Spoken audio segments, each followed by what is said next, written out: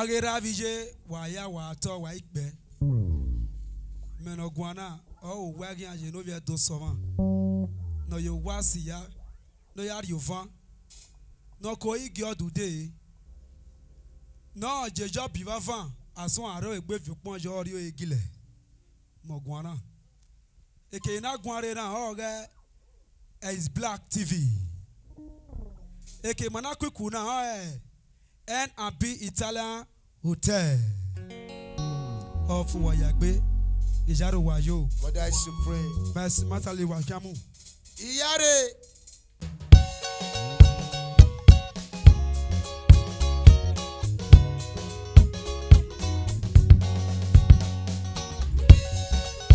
Obiado sama.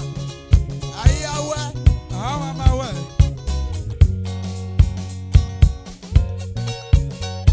Ijaro Wayo.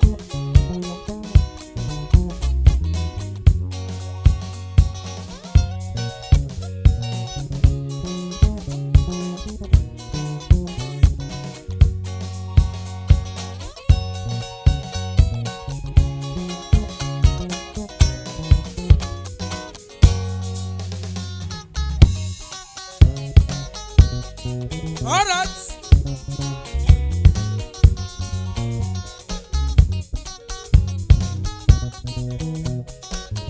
Asha praise. Inyana gavena kwana lele me. Magba. Ibe. Mege anaruwa yesapaya seme. Oh yeah. Oh yeah. Inyana gavena kwana lele me. Magba. Ibe. Mege anaruwa yesapaya seme.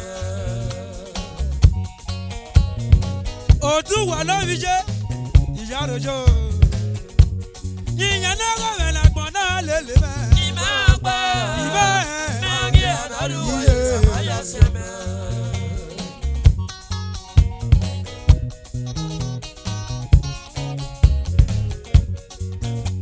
Adonuza mo wari tabe awereto. Iye, e mepane maso. Atogeri awe, nataya boyan wa nereba. Yawe gbere, aya boyan wa nedo. Is Black Idera. Iyare. Adonuza mo wari tabe awereto. Iye, e mepane maso. Atogeri awe, nataya boyan wa nereba. Yawe gbere, aya boyan wa nedo.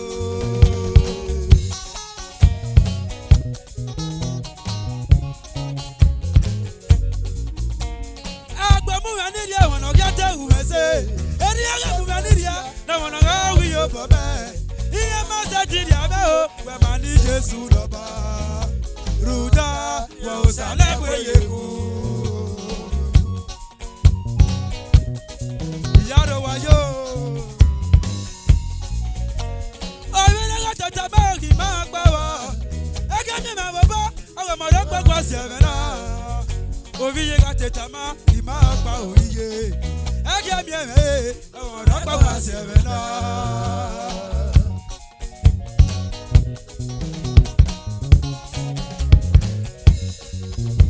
Ego se bagi magbawa.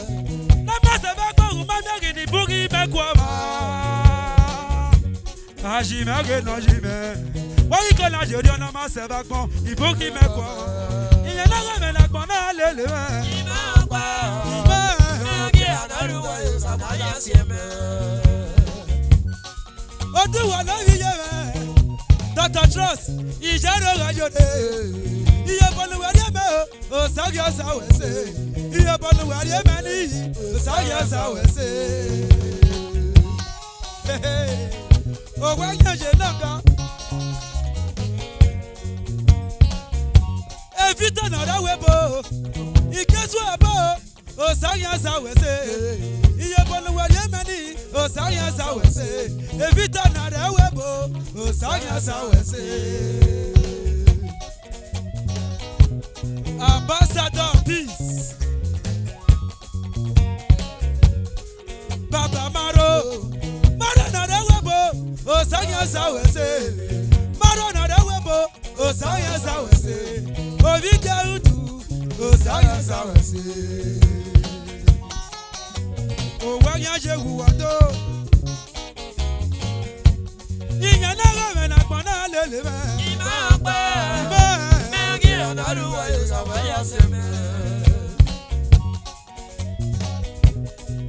Asha place. Ajina janya wa ire de bure. Ame toku ya nu na kwa na kiya gitie. Ye ni ma satisfait de pe. O sakano, ya se ya me.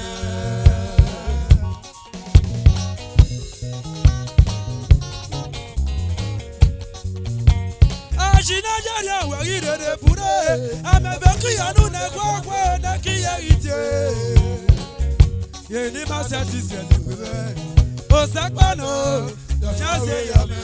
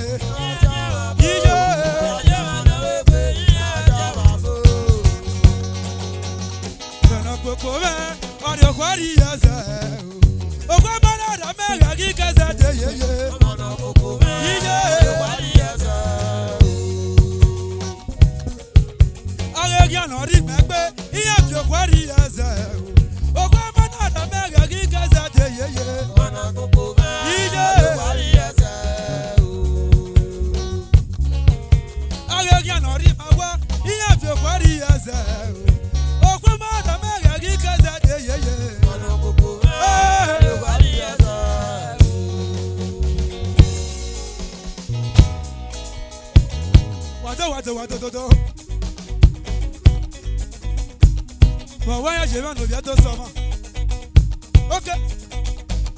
You get to when you get it. Asha praise. But why you even know you do summer? You get to when you get it. Ajado, tako kobiama, rajado, tako kobiama, Ayado, tako kobiama, ayado.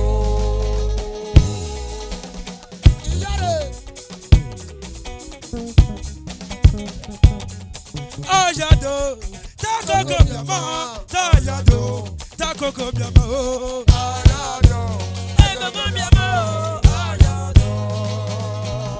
Tani yaure metuwa, kani yaure metuwa, kani yaure. Kani yaure metuwa, kani yaure metuwa, kani yaure. Atoya, atoya, atoya, atoya, atoya. Ayi is black ibe, era me logie. Uwa se baga, uwa se ute. Atoya, atoya, atoya, atoya, aya, aya, aya.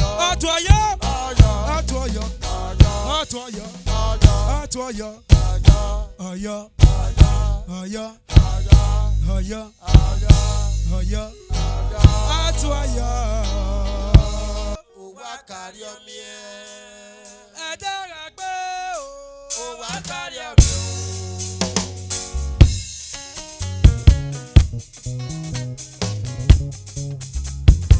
Ẹ dára pé o. Òwò àkàrí ọmọ ẹ̀. Yíyẹ ẹ dára pé o. Òwò àkàrí ọmọ ẹ̀. Sóyòyò. Ẹ dára pé o. Òwò àkàrí ọmọ ẹ̀. Yíyẹ ẹ dára pé o. Òwò àkàrí ọmọ ẹ̀. Owó àkàrí ọmọ ẹ. Owó àkàrí ọmọ ẹ o. Owó àkàrí ọmọ ẹ. Owó àkàrí ọmọ ẹ. Owó àkàrí ọmọ ẹ o. Owó àkàrí ọmọ ẹ. Owó àgàgà gbé mẹ́. Lára tó wá ká èrò èyí náà. Owó àgàgà gbé mẹ́ o wọ̀wọ́. Lára tó wá mú bá wọ̀. Owó àgàgà gbé mẹ́. Lára tó wá ká èrò èyí náà. Owó àgàgà gbé mẹ́ o wọ̀lọ́. Lára tó wá mú bá wọ̀. Ẹ dára pé o. Òwò àkàrí ọmọ ẹ̀. Iye ẹ dára pé o. Òwò àkàrí ọmọ ẹ̀.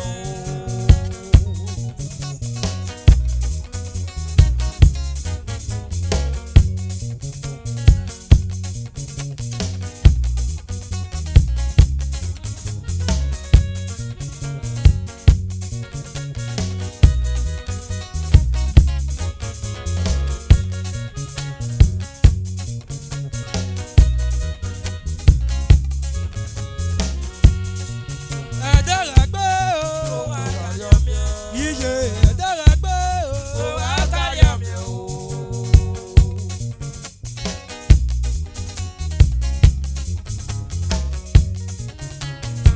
Wọn lè bọ́dọ̀ ọ̀nà wà lẹ́wọ̀ ibo. Ní yẹ sẹ́wọ́ bò ó, èbè má ṣe tẹ̀ sẹ́wọ́ bò ó. Lẹ́bùrọ̀dọ̀ olùwọ̀ yẹ kó wá yé. Ẹ dára pé o. Òwò àkàrí ọmọ ẹ̀.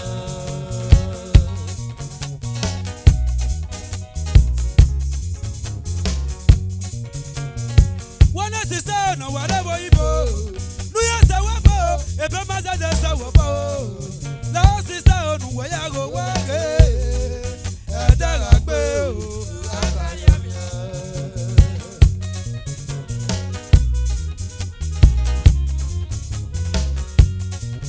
Wọ́n lè bọ́dọ̀ ọ̀nà wà kí mọ́tò lẹ́gàdọ̀. Lúkẹ́ kí mọ́tò, o má tẹ̀sẹ̀ mi àtọ̀ gbọ̀nà bọ̀ o. Lẹ́bùrọ̀dọ̀ olùwọ̀ yẹ kó wá yé. Ẹ dára pé o. Òwò àkàrí ọmọ ẹ̀. Ẹ dára pé o. Òwò àkàrí ọmọ ẹ̀. Iye ẹ dára pé o. Òwò àkàrí ọmọ ẹ̀. Èpè.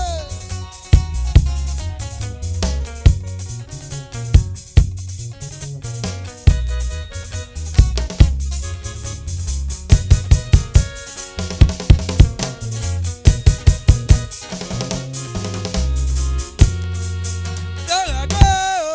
Òwò àkàrí ọmọ ẹ̀. Iye ẹ dára pé o. Òwò àkàrí ọmọ ẹ̀. Òwò ráyè lórí ẹ̀kọ́ sọ́mọ́. Wọ́n lè bọ́dọ̀ ọ̀nà wà lẹ́wọ̀ ibo. Ní yẹ sẹ́wọ́ bò kò má bọ̀ wá kò má rí ọjọ́ yẹ. Wọ́n lè bọ́dọ̀ ọ̀nà yẹ kó wá yé. Ẹ dára pé o. Òwò àkàrí ọmọ ẹ̀. Ice Black TV. Wọ́n ṣe mi ò bọ̀lù yẹn lẹ́yìn ọ̀gá tìs. Is black. Ẹ dára pé o. Òwò àkàrí ọmọ ẹ̀. Iye ẹ dára pé o. Òwò àkàrí ọmọ ẹ̀.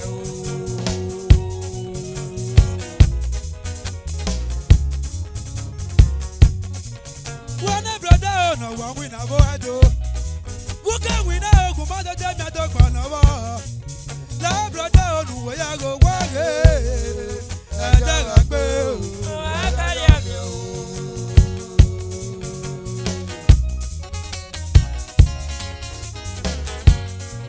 Wọ́n lè musician náà wà pẹ́jà pé màmá o. Kò má tẹ́tẹ́ mi àtọ̀ gbọ̀nà bọ̀. Lẹ́bùrọ̀dọ̀ olùwọ̀ yẹ kó wá yé. Ẹ dára pé o.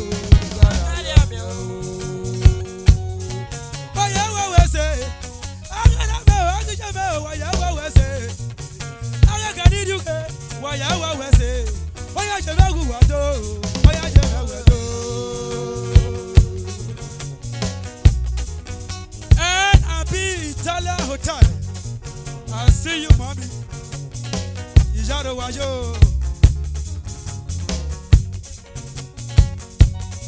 Ukponiya yegbe, ukponiya yegbe, lanu eso. Ukponiya yegbe, lanu eso. Ukponiya yegbe, lanu eso. Obi jebe na rewebo, ana happy husband. Obi Sunday, ame na isa. Iye bolu ye ma mami, lago. Afia weria, iye bolu ye ma mami. Afia weria, oya je ma wedo yije.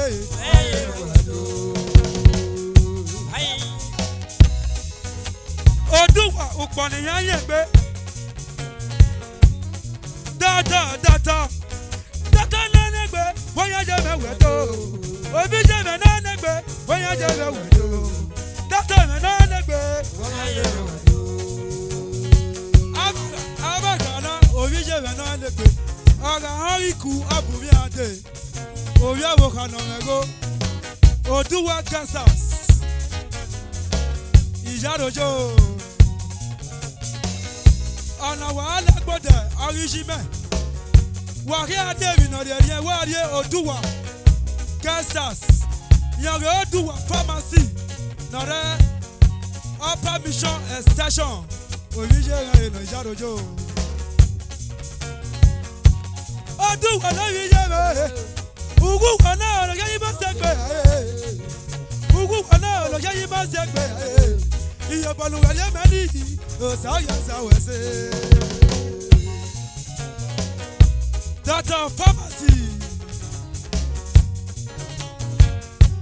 Iye bolu wa ye mani. Ugu kana lo yi ba se pe. Obi jame o, lo yi ba se pe. Ugu kana lo yi ba se pe. Ijarojo. Data. Ẹ̀ẹ́dẹ́gbẹ́ o. Iye ẹ̀ẹ́dẹ́gbẹ́. Òwánú ẹ̀fẹ̀ gbèbẹ̀. Wàmùjà bẹ́ni bẹ́ ẹ̀yẹ yó. Gbọ́dọ̀ o.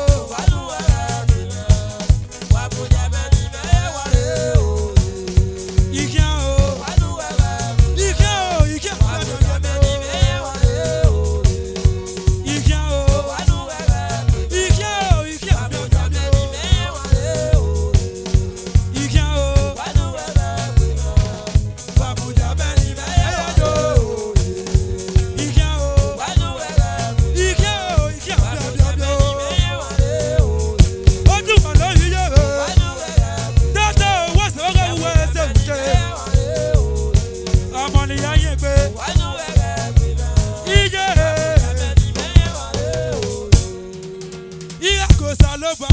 Koko, never can I do your bagu, Idabo.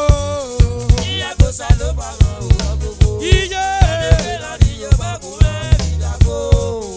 Iago Saloba, Koko, never can I do your bagu, Idabo.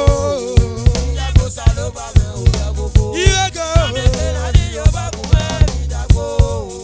Iago Saloba, Koko, never can I do your bagu, Idabo.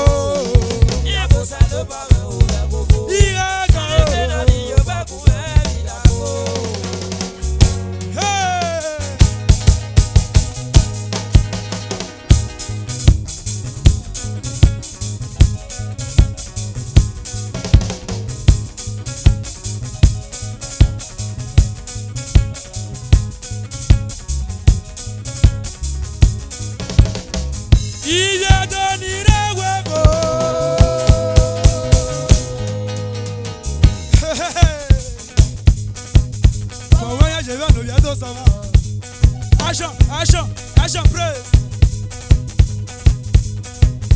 Iya doni rewe Iyare, his plan. Oh, why you shave every wato? Oh, why you shave every wato? Oh, why you shave every wato? Wato do do.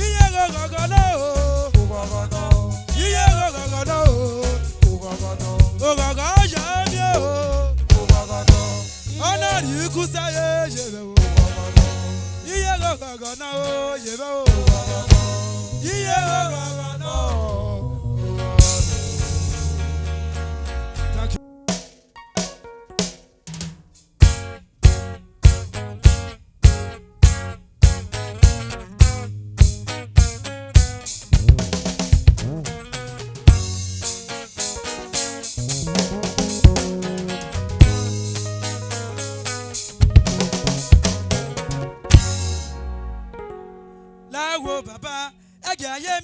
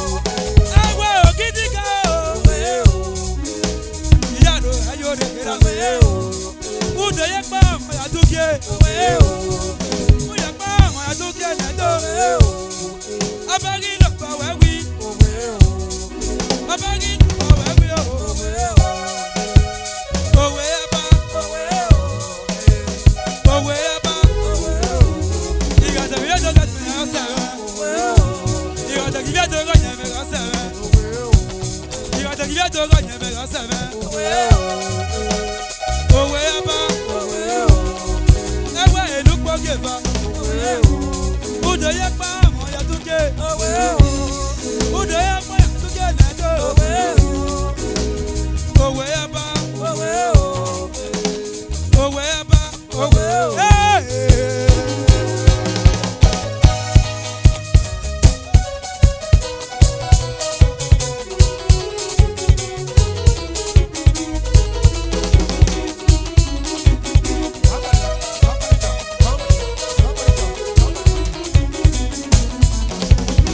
Ìṣàrù lẹ̀ṣẹ̀ wò mẹ́. Ìṣàrù lẹ̀ṣẹ̀ wò mẹ́. Ìgé ọdún mẹ́ ló pẹ́ wò mẹ́. Ìgé ọdún mẹ́ ló pẹ́ wò mẹ́. Uganda. Ìgé ọdún mẹ́ ló pẹ́ wò mẹ́. Ẹ̀wọ̀n onígẹ̀lẹ̀yẹ. Ẹ̀wọ̀n onígẹ̀lẹ̀yẹ. Ẹ̀wọ̀n onígẹ̀lẹ̀yẹ. Ìgé ọdún mẹ́ ló pẹ́ wò mẹ́. Ìgé ọdún mẹ́ ló wéra mẹ́. Eha o, ẹ̀wí yé mẹ́. Ìgé ọdún mẹ́ ló pẹ́ wò mẹ́. Wà wẹ́sẹ̀ bọ́gọ̀ wà wẹ́sẹ̀ èbúté. Ẹ̀yìn black mẹ́ hùwà yá dodo. Ẹ̀yìn black nẹ́ra hùwà dodo. Wà wẹ́sẹ̀ bọ́gọ̀ wà wẹ́sẹ̀ èbúté. Wà kì í ma sí ẹ̀kan, wà kì í sí ẹ̀kan, wà kì í sí ẹ̀kan, wà kì í sí ẹ̀kan.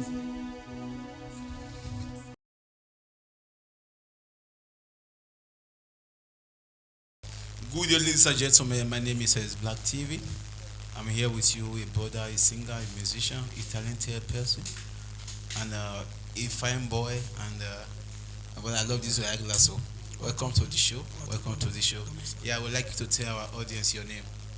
Ini mo wa o wa rin aje no be do so wan. No yo si oba yare ovan o we do. Yeah, please can you tell our viewers where you came from in Benin?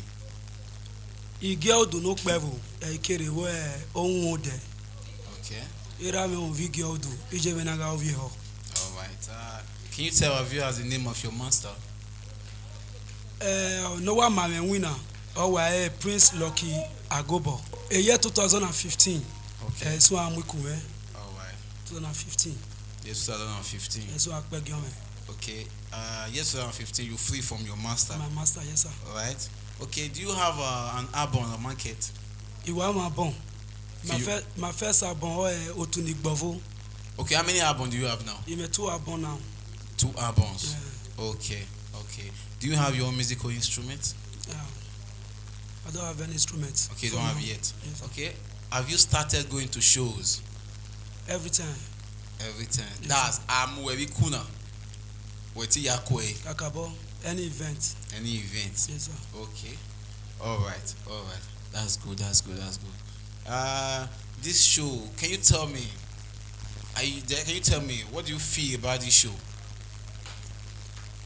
Ìpọ̀nwó sàlóbọ̀ lọ́yà bí ààrẹ ìmọ̀nà tẹ̀lé wẹ́sìn náà ti rí mi ládìá because mátẹ́ká mi àti ààrẹ mà bẹ̀ tẹ̀lé mo wà ó wà rí àjè lórí ẹ̀dọ́ sọ wọn vìrí gbẹ̀rẹ̀ ni yàkẹ́jọ́ bòrè bá fà ẹ̀tí àmúrí àríwá ìgilẹ̀ bá sán ìríyá ẹ̀kọ́ àwẹ̀ iná tó láìdó yìí tó láìdó iná tó wẹ̀ the music but ìpọ̀nwó sàlóbọ̀ bẹ̀ tẹ̀lé náà wẹ̀ it's black ọ̀ nìyẹn rí ẹ̀fẹ̀ làjà náà rí ẹ̀ ní mẹ̀ bẹ́ẹ̀ bò. Where say Baba? Yeah, I get you. I get you. This place we are doing the show is called Italian Hotel. N&B Italian Hotel. Also tell our viewers, also tell our people outside there, out there who need the place, who need the hotel to relax, that N&B is a place To relax. to relax.